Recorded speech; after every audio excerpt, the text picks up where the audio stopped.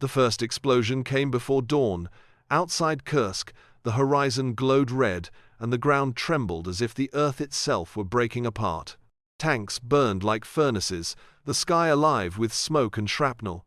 Private Otto Weber was trapped inside one of those machines when a shell tore through the fuel line, the cabin filled with fire in a heartbeat. He stumbled out, his uniform fused to his skin, his breath a hiss of steam and pain. The smell that clung to him was oil, metal, and burned flesh, the true scent of that war. They carried him into a canvas tent that sagged under its own weight. The barrels that once held water were dry, the morphine ampules were gone. Dozens of wounded men called out the same word, Wasser. The surgeons' hands shook as they moved from one stretcher to another, trying to do the impossible with nothing left to give. Outside, artillery thundered.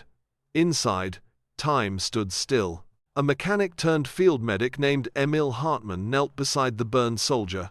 He had spent his life repairing engines, not bodies. But on the Eastern Front, skill no longer mattered, only improvisation did. The manuals demanded sterile water and silver powder. He had neither. What he did have was a small tin he kept hidden in his pack, a crude paste made from engine grease, crushed pine bark, and dried chamomile bought from a villager months earlier. He had tested it once on a mechanic's arm and never spoken of it again. Hartmann hesitated only a moment before opening the lid.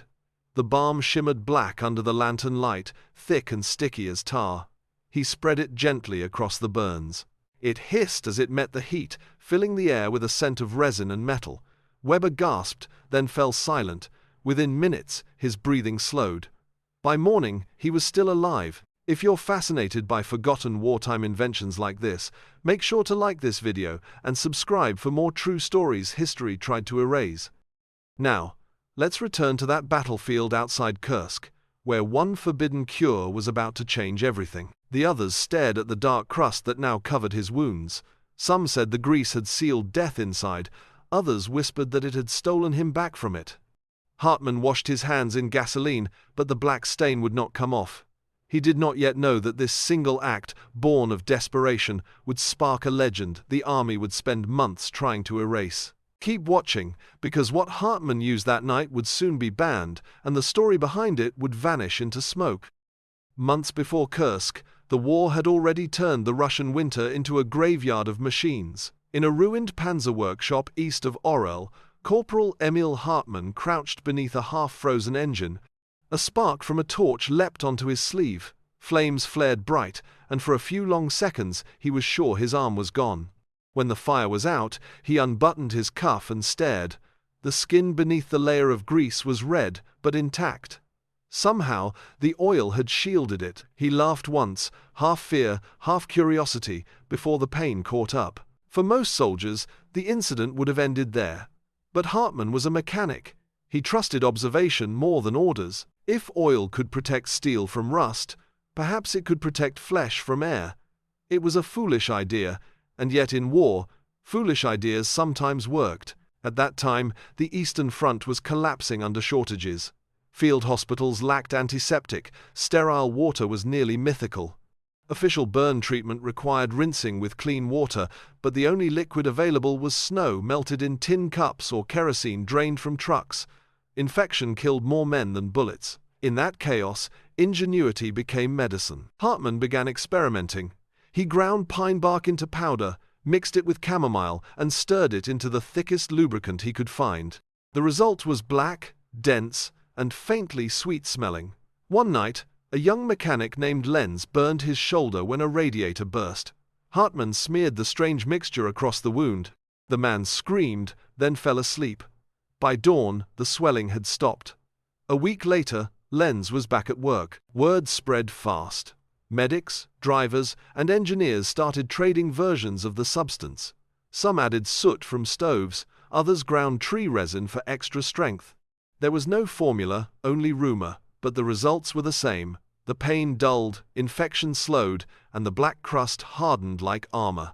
Modern chemists believe the mixture worked because it sealed the wound from oxygen and trapped moisture beneath the surface, allowing the skin to regenerate. Primitive, yes, but effective. To the soldiers who watched their comrades recover, it felt like witchcraft. They called it Schwarze Salbe, the black balm. Next, you'll see how this outlaw remedy reached the largest tank battle in history, and why the army soon feared it more than the enemy itself. By July 1943, the fields outside Kursk had turned into a sea of fire. 6,000 tanks clashed across the steppe, the ground shook, and the air was thick with smoke and fuel.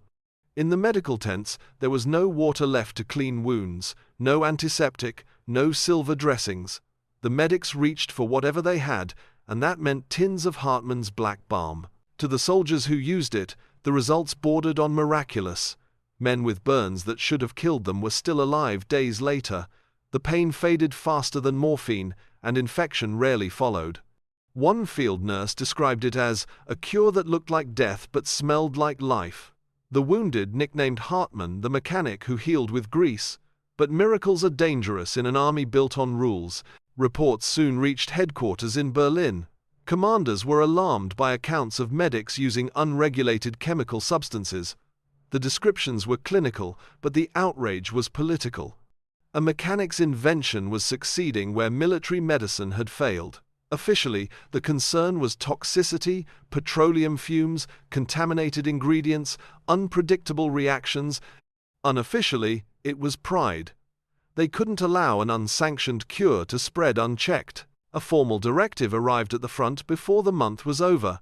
Use of petroleum-based substances on human wounds is strictly prohibited. Those who disobeyed risked demotion or imprisonment. Hartmann read the notice by lantern light as rain drummed against the canvas roof. Around him lay soldiers whose wounds had stopped weeping beneath blackened crusts. He didn't argue, he simply folded the order into his pocket. The next morning, military police arrived, confiscated his tins, and reassigned him to logistics. The man who had saved dozens was now carrying crates of spare parts. But the ban came too late.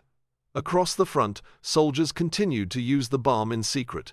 They mixed it in mess tins, hid it in grease jars, traded it for cigarettes. For every life it saved, another rumor grew. Of cursed hands, of wounds that healed too fast, of men who swore the balm sealed not just skin, but pain itself. Historians now see this as the moment when the black balm slipped from innovation into legend. In Berlin, it was forbidden. In the trenches, it became faith. And before long, the faith would outlive its creator. Keep watching, because the man who made it would soon vanish, leaving behind only smoke, rumor, and a single word: to heal. When the war finally ended, Germany was a ruin of smoke and silence. The soldiers went home, the records were burned, and Corporal Emil Hartmann vanished. His name appeared one last time on a casualty list, dated April 1945, marked missing in action. Some said he died in the Dresden firestorms while trying to move medical supplies. Others claimed he fled east and was never seen again. The truth was buried under the same ash that covered everything else. Investigators combing through the ruins of a warehouse near Leipzig found a single tin, blackened by heat, and a notebook half destroyed by fire.